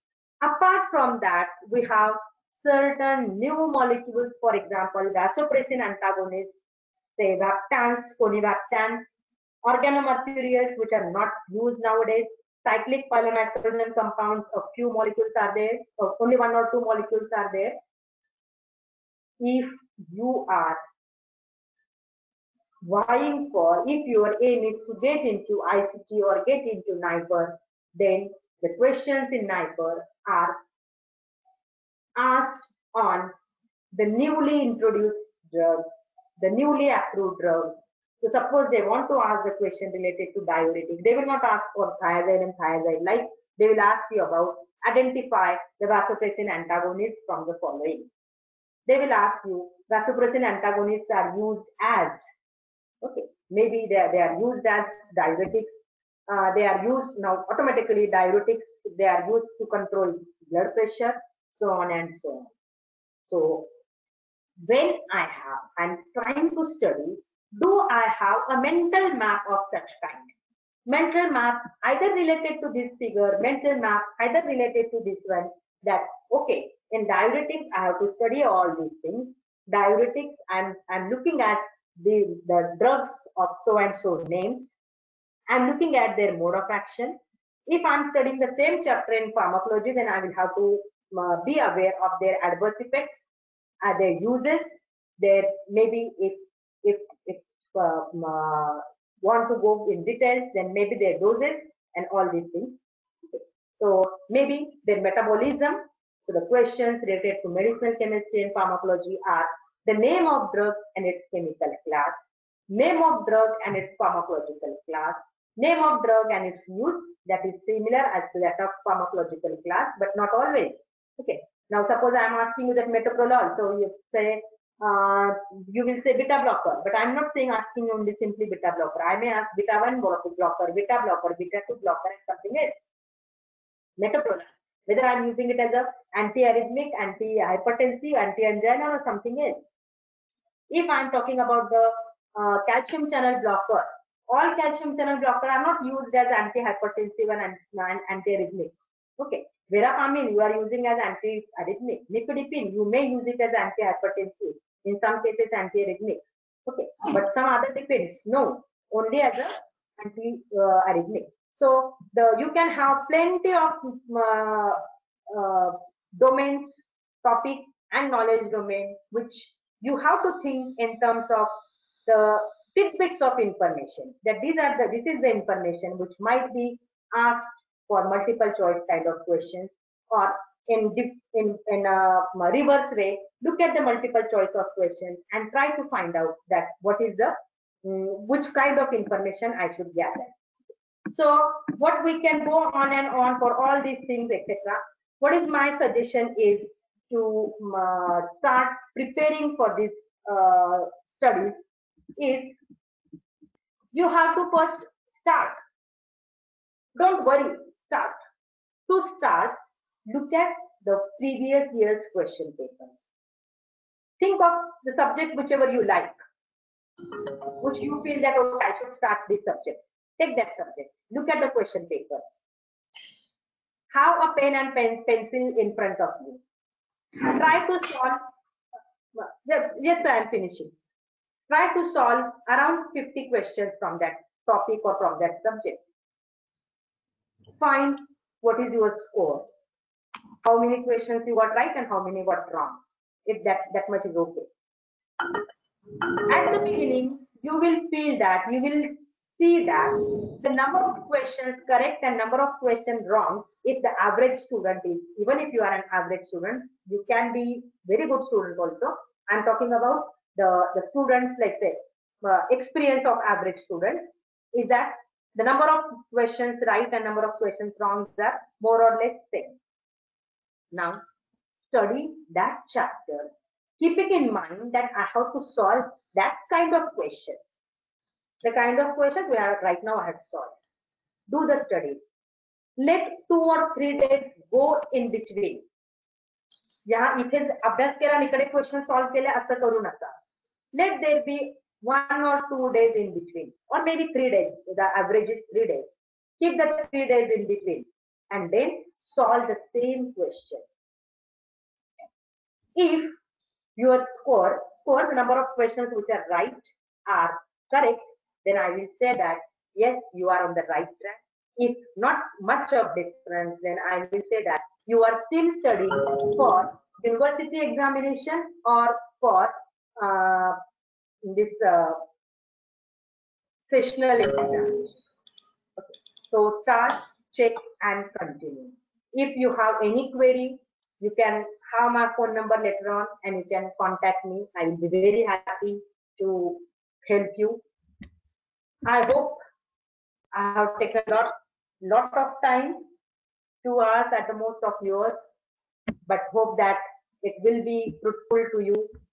Whatever experience I have gained in all these years, I try to share with you, not only for your benefit, but my benefit also, because the experience from you, which I get as a feedback, enriches myself as well as is of help to the students in future also. So thank you to all the students who are listening patiently for all these 2 hours. Thank you, Jain sir, and all the team. So should I stop, sir, now? Yeah, madam.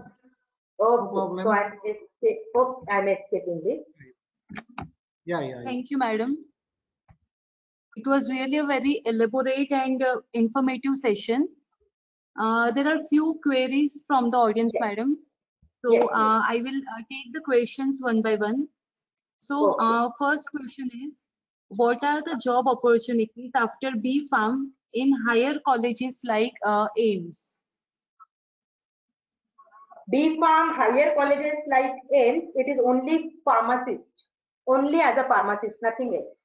After B Farm, only as a pharmacist. And that too, Okay. as I said, that central government does the recruitment as pharmacist. So this AIMS comes under central government. So you will see that in UPSC side, there will be vacancies for pharmacists. So those vacancies are filled in the institutes such as AIMS and some centrally governed medical colleges and medical hospitals. Okay, thank you, ma'am. Next question is, what are the benefits of GPAT for PhD? Say for PhD, in most of the universities, everybody knows that PhD is after post-graduation. Most of the universities recognize if you are qualified for GPAT, then you are exempted from PET. Now, there might be some changes, but right now the situation is that if you are GPAT qualified, then you don't have to appear for PhD entrance test in most of the universities. Okay, the score is valid for 3 years. So if you are doing your M.Pharm, so 2 years are over, and still your 1 year it is valid for entrance examination. Apart from that, even if it is now not valid anymore, even after you are say 5 years you are going and you want to say that I want to do PhD, so then chances are you will be exempted from PET. Now that will depend on the situation at that time, but right now that the current scenario is if you are GPAT qualified, you don't have to appear for PET.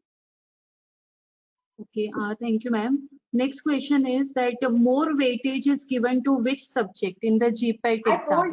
I told you that no subject is given weightage. That's what I was explaining for so long. that there are 125 questions and each subject will get 25 questions, isn't it?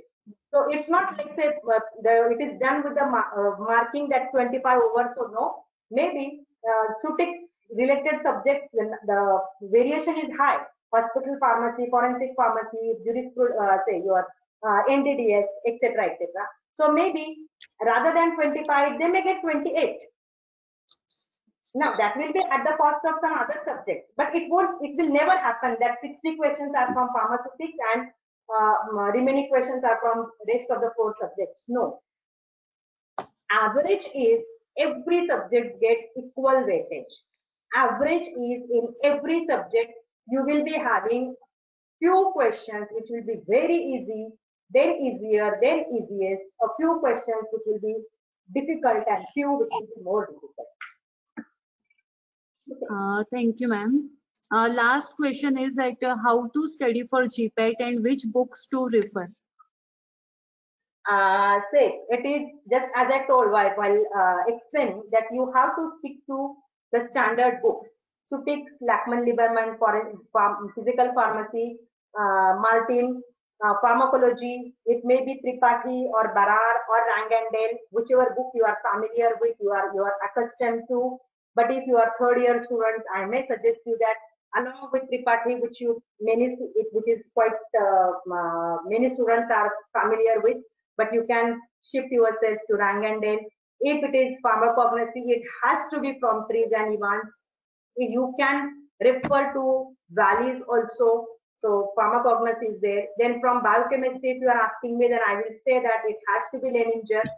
Now I know that what is the size of Leninger, but if you are looking at Leninger, then or maybe you are using for biochemistry Satyanarayan, well and good, but don't forget to refer to Leninger also.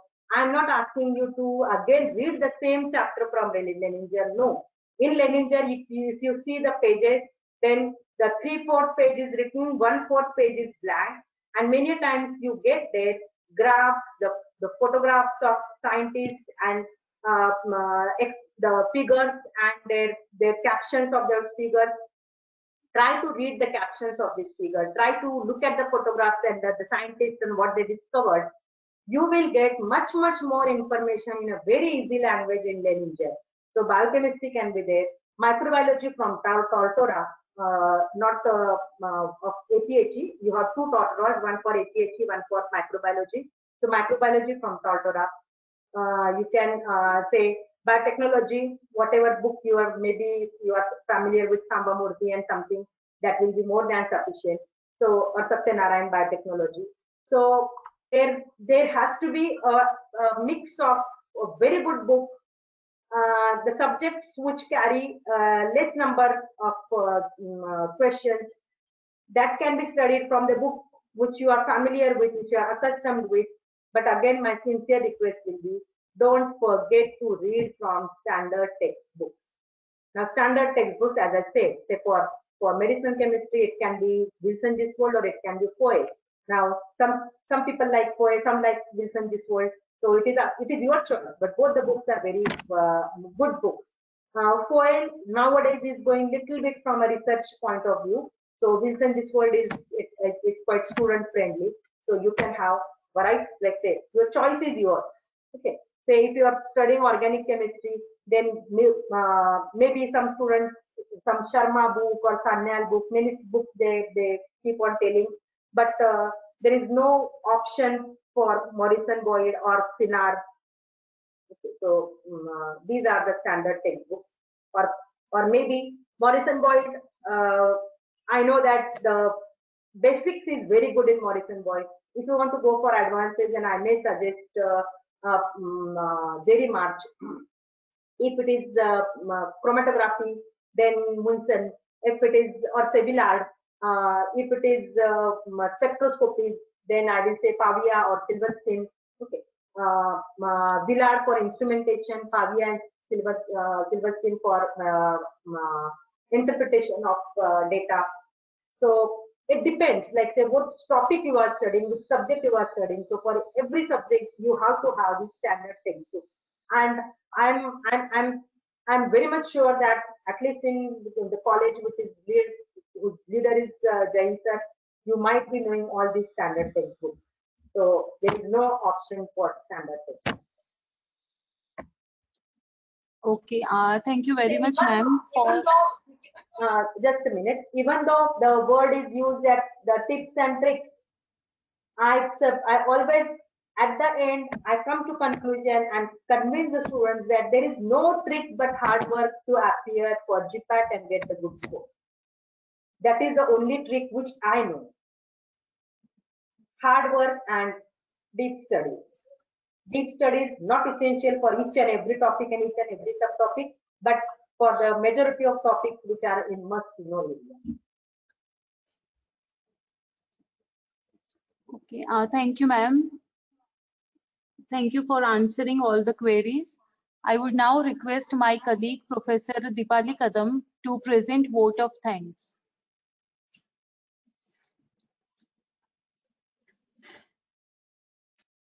Thank you, madam. Good evening, everyone. Myself, Professor Dipali Kadam, coordinator of today's webinar, lucky to have the opportunity to present a vote of thanks.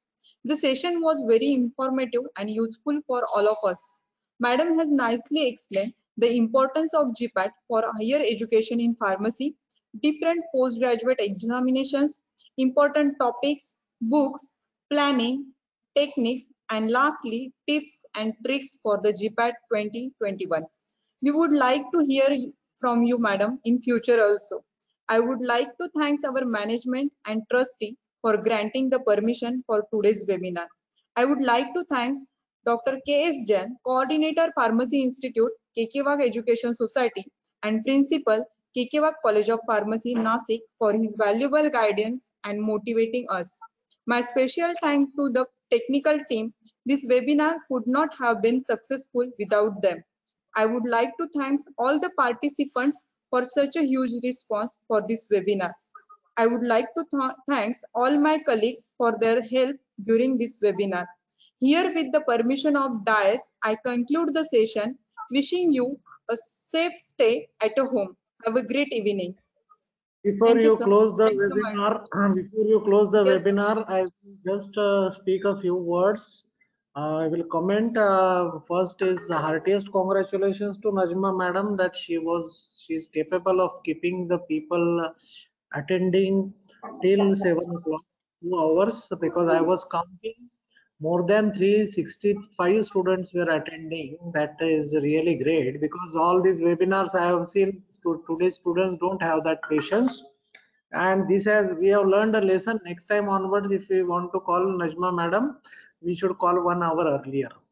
Second thing, what she said, and in our LMCP we always used to refer books by heart, and I remember more than 40 years have gone by, and still Trees and Evans, Wallis or Leninger or all these books are still, whether it is Rang and Dale, these are still pioneer books, and these are going to remain because these are masterpieces. And last thing I will tell, and I 101% agree with what comment she has given, is there is no substitute, but you have to refer to the quality books, and there is no substitute. If you want to excel in your academics, you have to visit the library, and this particular habit is dying slowly in the present students. Still, your attendance in such a good number and your patience and perseverance indicates that still your enthusiasm is not completely this thing. So madam has done a great job of again little bit titillating your enthusiasm, and I think this spirit should be carried forward. And once again, I thank you, madam, and I thank both the organizers, and I think we can close the session. Good night. Thank you. Good night. Thank you, sir. Thank you, sir. Thank you. Thanks a lot, sir.